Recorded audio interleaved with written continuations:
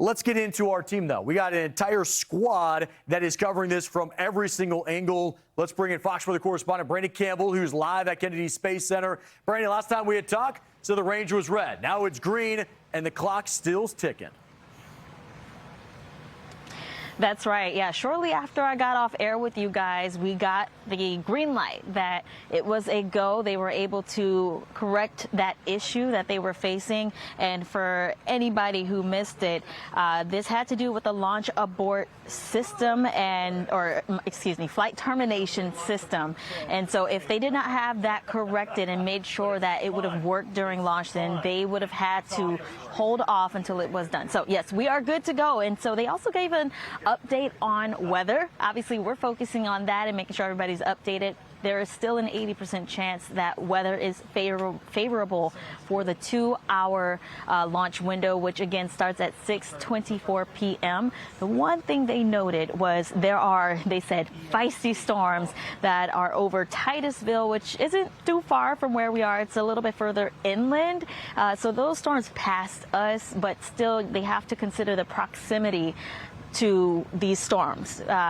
If storms or huge cumulus tall clouds are within a certain range, it could also cause them to delay a bit. So overall, they still sound pretty confident when it comes to weather with that 80% favorable chance of weather during that window. So again, here we are. You can see the countdown clock is now below an hour. Once it hit 1 hour, there were some cheers off in the distance.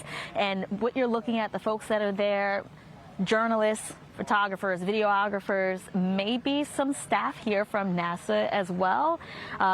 You'll even see some astronauts walking around in their suits. They're talking to us, sharing their expertise as we continue to report the news for this. But it's an exciting day, and for the most part, it's gone very smoothly. That one issue I mentioned with that flight termination system, I'd say might have been the biggest hiccup we've had all afternoon. I'm going to knock on wood now that I've said that, but yeah, we are getting pretty darn close.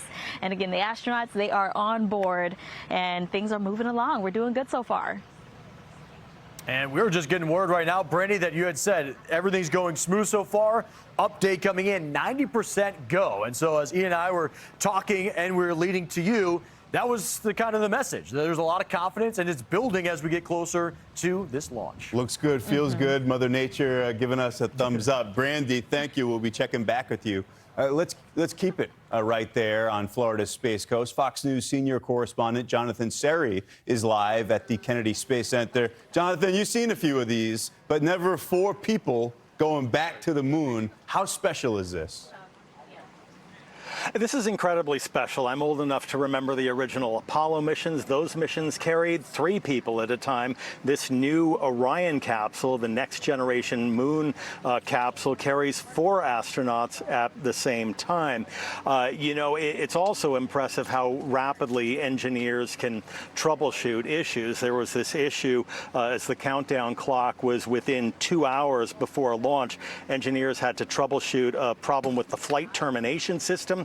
This is a system that would allow ground controllers to cause the rocket to self-destruct. They would send a signal to the rocket, it would self-destruct, and that they would use it in a worst-case scenario if the rocket were to veer off course during ascent and threaten populated areas. Well, they could cause it to self-destruct before it posed a threat to public safety. Well, engineers were able to come up with a workaround solution. They tested it in time, and ground controllers say that Artemis II is go for launch. The 4-member crew, as we speak, is strapped into the capsule, targeting liftoff for 6:24 Eastern time, but it does have a 2-hour window of opportunity. So if there are any more anomalies that engineers need to work out or any weather problems that need to move out of the area, they have that 2-hour wiggle room. The Space Launch System, or SLS, moon rocket has flown only once before. It was on a test flight more than 3 years ago with no crew on board. Now it will be launching with 3 American astronauts and 1 Canadian on a 10-day mission around the far side of the moon.